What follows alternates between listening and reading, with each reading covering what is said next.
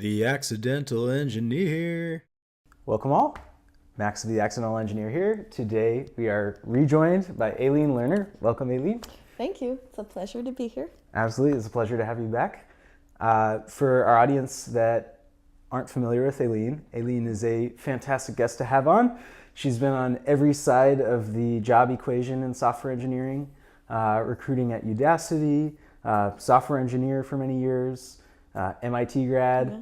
Ran my own recruiting firm, third party. Was one of those jerks that spammed you. No, I wasn't. I never did that. At this point in time, though, you are now co-founder of Interviewing.io. Do you mind, for our audience that aren't familiar with Interviewing.io, sharing a little bit about what you guys do? Great. I'd be happy to. So Interviewing.io is a place where you can practice technical interviewing completely anonymously and for free.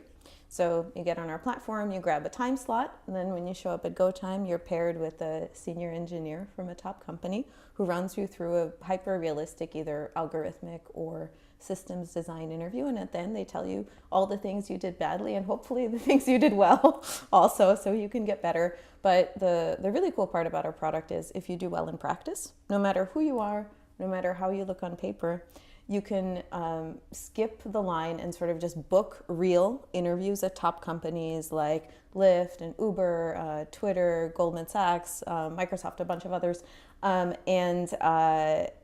You just get to anonymously interview there too. So instead of having to get your friends to refer you in or talk to recruiters or apply online, which is shouting into a black hole, you just press a button and then very likely the next day you have a real anonymous interview with an engineer at one of these companies. If you do well, you unmask and then you go straight on site. So one of the very awesome types of things that you guys do, besides offering this platform for software engineers to practice their technical interviewing skills, is that you guys also capture all of this data about the performance of people in these assessments and put out amazing research, objective, metrics-driven research about how performance on interviews translates to maybe compensation that candidates are offered, and maybe biases that exist, and demographics that confirm or deny stereotypes about performance on these. My favorite part of the job is just mucking around with all this interview data and debunking some of the things that we think are true and proving some of the things we also suspect are true. So one of the less surprising results that you guys recently published specifically about compensation is how people who perform better on assessments are correlated to get compensated more. Yeah, it's like no shit, right? But I was very excited to try to quantify that, right? We all know we suspect, right? I think sometimes people wonder, if I got a job offer, but I don't think I did very well in the interview, is that going to affect my offer? But I still got the offer, right? And it turns out that it does. So it's not binary. It's not just, oh, you got an offer or you didn't. It's also how well did you interview during the process. So we actually tried to see what effect, and this is all very tenuous, and of course correlation is not causation. I'll just throw that out right now because I know your audience is opinionated and intelligent about this stuff. But we found that, so on our platform we have a 4-point scale. Now at the end of each interview, whether it's practice or real, there's a rubric. One of the most important questions, or the most important one, is would you actually move this person on, right, to the next step in the process? But we also ask stuff about technical ability, problem solving ability, and communication ability. And then we look to see how all of those factor into both your base comp or your base salary and then your bonus. We also tried to do equity, but it was a bit messy because it's so hard to standardize that. So we'll revisit it later. So on our rubric, there's a 4-point scale for technical skills. So 1 means you did quite poorly, and 4 means you were awesome. And we found that for basically each point increase from going from a 1 to 2, a 2 to 3, 3 to 4, there's about a 10K bump in your base salary, and then another 10K bump in your signing bonus.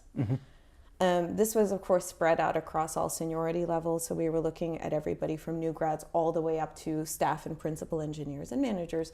And the spread on salary is a lot wider once you get more senior. But at the very least, 10K is a good first pass.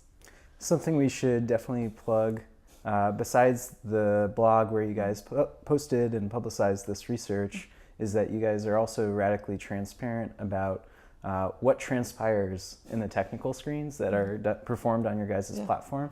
And there's a YouTube channel, or the Interviewing.io's YouTube channel, where what can our guests see? If you are motivated, I mean, I joke and call it a boring Twitch sometimes. It's not boring if this is your life and you care about technical interviewing, of course. So a lot of our interviewers and interviewees have been brave enough and kind enough to actually share their interviews with the world. So after they're done interviewing, they'll say, you know what, I'm going to let other people watch this and I'm going to let them share in my successes and my failures. Actually, do you want to hear kind of a funny anecdote about one of these? Of course. So our interviewers tend to come from companies with a very high bar because that's what's useful to our users. And we have a lot of interviewers from Google.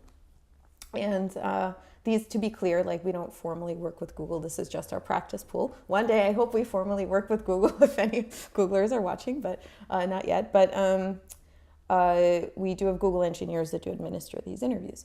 So one of these engineers was giving an interview, and this was in the evening, right? He was doing it from home.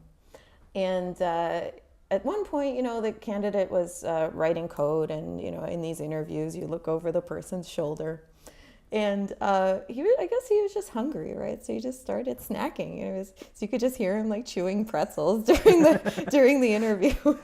So the interview went great. Both parties did very well. I thought both the candidate and the interviewer. But then when we put it on YouTube, I mean, I think we've gotten like 1 million views in our YouTube channel, not just on this interview, but overall. But the Google interviews tend to do well. And the comments on YouTube are like all these entitled Googlers with their snacks. Come on, they're not the only employee with pretzels. Yes, everybody has pretzels, not just Googlers. But I do like the fact that, like, on our platform, some of the social dynamics change, so it's like more chill, and it's kind of okay to eat pretzels during your interview, and no one's going to give you shit for it, except YouTube comments. But that's pretty harmless. Yeah. Well, besides giving, like you described, interviewees practice at performing the assessments, you also give practice at proctoring and being someone interviewing candidates. You guys have put out content about what makes for a good interviewer. Do you mind sharing a little bit about what makes for a good interviewer? There's so much about interviewing that's just hard, and peeling back the curtain. I think anything that peels back the curtain, especially on interviewers, is useful, because most of the time interviewers don't really get feedback, right? Feedback just goes one way. Even that feedback's limited. But on our platform, feedback is actually symmetric. So candidates review their interviewers in the same way that their interviewers are reviewing them. So if you want to try out a new question, and in my experience, and the data supports this too. So I'll talk a lot about what makes someone a good interviewer, but one of the main things is just like knowing your question really well. If you've interviewed people, I have too, until you ask a question 5 or 10 times, right, you don't really know all the weird rabbit holes people are gonna go down. And anything that takes you completely by surprise, unless you're very good at thinking on your feet, which I am not, is probably going to reflect poorly on your employer a little bit, right? You want your candidates to think, ooh, this is a really like sophisticated group of smart people, and I'm going to be in that group. And then if you don't give that off, right, it's not great. So one of the main things is just knowing your question and then having worked through it a bunch of different ways. So no matter what weird solutions people come up with, you won't be taken completely by surprise. And even more importantly, staying engaged the entire time so you can give people good hints. And the only way to give people good hints is to have sort of suffered through it yourself. And you're like, all right, you're going down this stupid rabbit hole. Like, don't do that. No, come back. And you gently like reel them back in. One of the other things that really matters, and like none of this is going to be that surprising, it's just that we have 30,000 interviews to draw from. Now it's like 40 probably, gosh. So we have a ton of interviews to draw on. So like sometimes, as I mentioned earlier, like our data will just back up the shit that you suspect to be true. But it's just staying engaged and being a human. That matters so much, and I can't stress that enough. So not zoning out. Giving people feedback in as much as you can while they're going. And one thing that people often forget in interviews is that it's not just a vetting exercise. It's a selling exercise as well, especially in this market. If you're a great engineer, you're going to use your interview as a way to like figure out, are these the people I want to work with?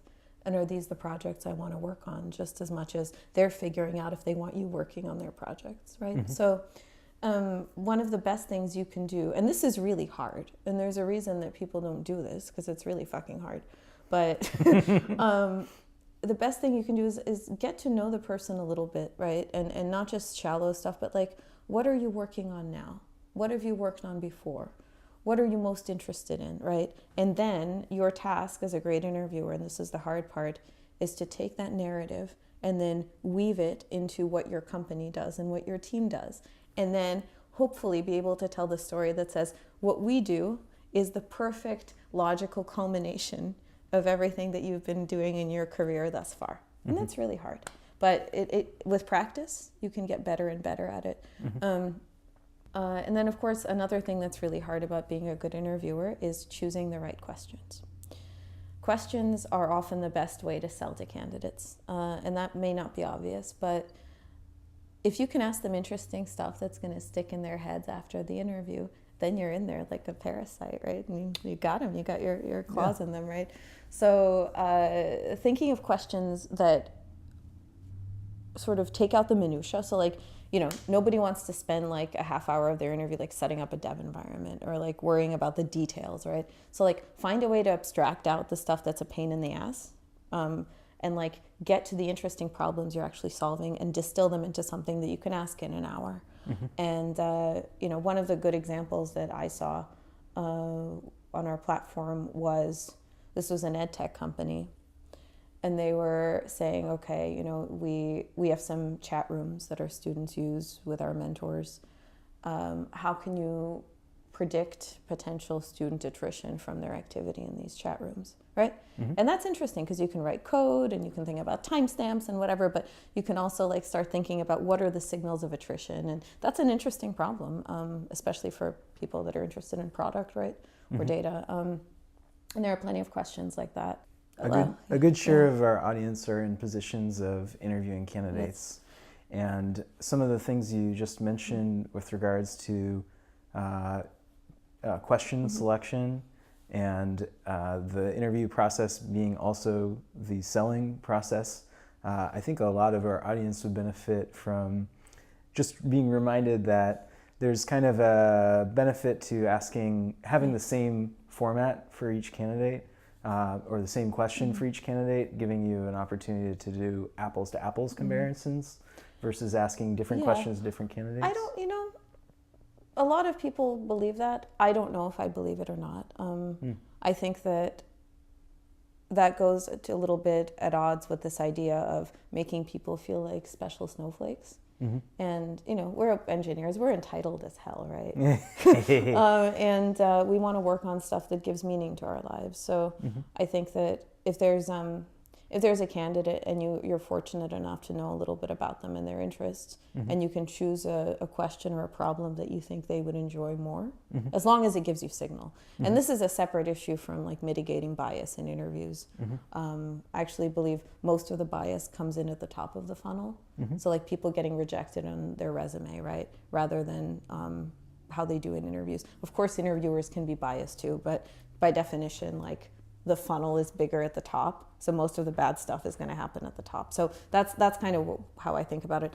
I know there's some research around question standardization, but for me the jury is out, and I think anything you can do to make people feel like we're smart people solving a problem together, or like we're smart people trying to be smart and creative together, mm-hmm. is going to trump like standardization. But this isn't my Aline Lerner's opinion, not necessarily like Interviewing IO's official opinion. Of course. Yeah. And as you said last time you were on the show, as a service of placing candidates into jobs, you guys aren't trying to take over the role of technical screening for employers.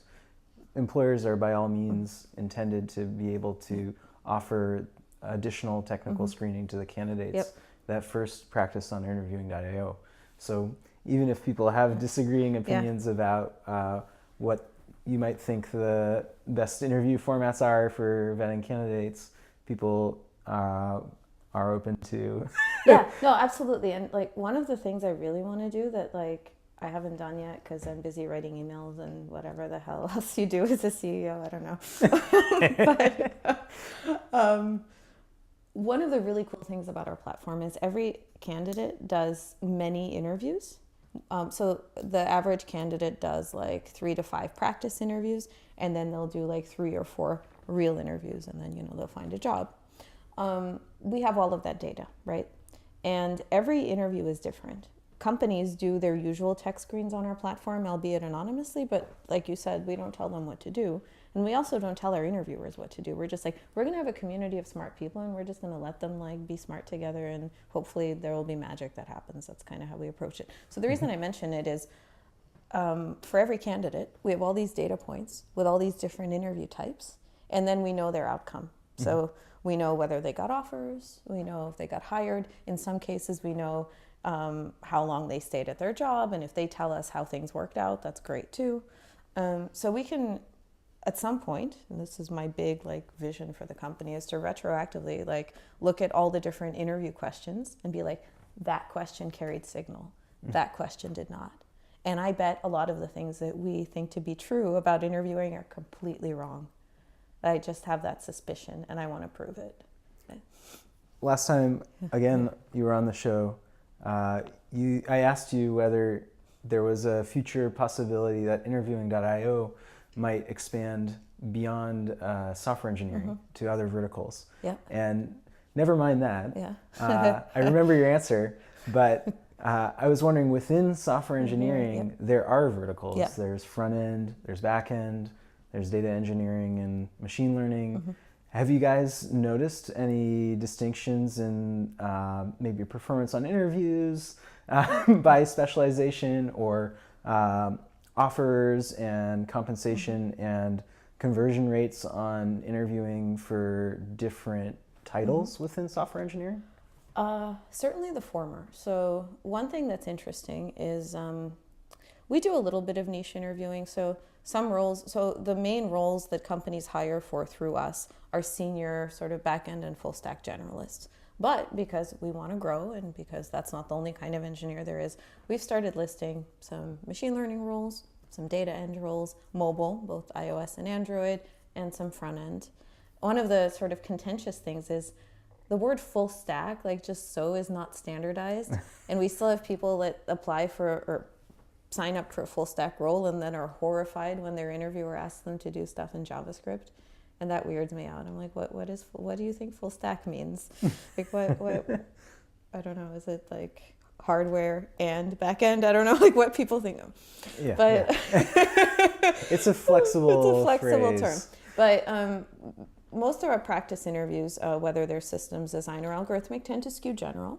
And we haven't done that much niche practice interviewing. But what we found is that if people are good at the generalist stuff, then it's not that much of a leap to assume they'll also be good at the specific stuff. So if somebody is a great algorithmic interviewer, and we've never tested to see if they know Swift, when they talk to a company for an iOS role, they're going to kill it. So we don't necessarily need to test them on specific skills.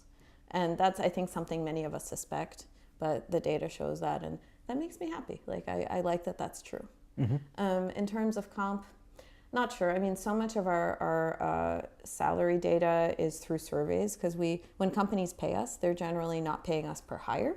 They're sort of paying us upfront for, we're going to give you like 200 candidates this year. Give us this much money. Okay, then when you make hires, you don't pay us anything else. I like that model better, because then we don't have to act like recruiters and push candidates into taking jobs. We're just like, here are all these companies. You do what you want. Red carpet. We love you. Go have fun. But yeah, the niche and specialized, the difference between niche and generalist is not as much as one would think. Makes sense. Makes sense. And to clarify for our audience that haven't yet used your guys' product, which I have, and I recommend it. Thank you. I've done, I think, 2 interviews, 2 practice tests. Did you do well? That you asked me this last time, and I did okay. This was one of the topics of another blog post of your guys was how people can't guess their own performance. Yeah. But you found out after. I found out afterwards. And were you surprised by the feedback that you got? No. Okay. So you knew how you did. I did. Well, so one of the things we saw as we did more research on that is people who are senior tend to be much better at gauging their performance than people who are junior. Oh, you know what else is kind of cool? Everybody thinks that women have more imposter syndrome than men. At least in our ecosystem, not true. Everybody's just fucked. Everybody hates themselves generally, and junior people hate themselves more than senior people. Yeah. Understandable. I mean, part of it may also be correlation with practice being in the interviewer's seat and seeing candidates come by or come through the recruiting process. Yep. So maybe they know how they're doing relative to their peers. That's something we should study because we have so many people that just do both roles and switch back and forth. We're also trying to see if being an interviewer makes you a better interviewee. That's an open question for me. I'm a pretty good interviewer. I'm a shit interviewee. There's like one interview I did on our platform kind of by accident because I was testing something and accidentally ended up booking an interview and didn't want to cancel it. Okay. So I did it. Yeah. To this day, it's out there, and it I don't know, I fucked up something with manipulating arrays or strings. I can't remember what it was, but maybe one day I'll put it out there so the world can laugh at me. Well, to the point about the experience of going through an interviewing.io practice assessment, the interface that candidates on the interviewee side of things get is that you can choose from a drop-down different programming languages. And it's somewhat understandable that maybe mobile-specific, iOS, Android-specific proctoring is harder to do because you don't have an emulator, and at least for a phone. Yep. And so it's a trickier environment. Yep. It's a dev environment that requires a great deal of overhead just to get set up. Yeah, for sure. I mean, I'll give a shout out. Right now we're iframing CoderPad, which the best interview tool on the market, hands down, like for real, like it's so good. And that's all we use. In the future, we may want to like go a little more ham on like emulators or something like that. I'd like to do that, or especially with if we ever do DevOps, you know, having shell stuff, you see if people can grep. Hey, that's a super valuable. I mean, if we were to look at correlations of skills with compensation, knowing grep. It's like, oh yeah, just like, yeah, can you do you know your way around a command line, right? What if that's like the thing? Like that drives another like 20K extra in base salary. Yeah. It's possible. That's an interesting question to ask. Yeah. I mean, maybe next time we have you on, we'll have that data. If you have questions like before next time that like if your viewers are like curious about, hey, if I had access to like 40,000 interviews and I could ask anything, what would it be? I'd love to know what people say, and then we can look into it. Absolutely. So to our audience out there, get in touch with me, get in touch with Aline, hopefully me.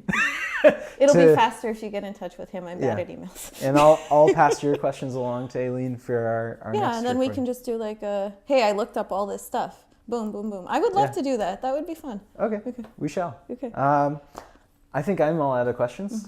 Aline, thank you for coming on. It's my pleasure. Thank you for having me again. Cool. For more, visit us on iTunes or our website at theaccidentalengineer.com.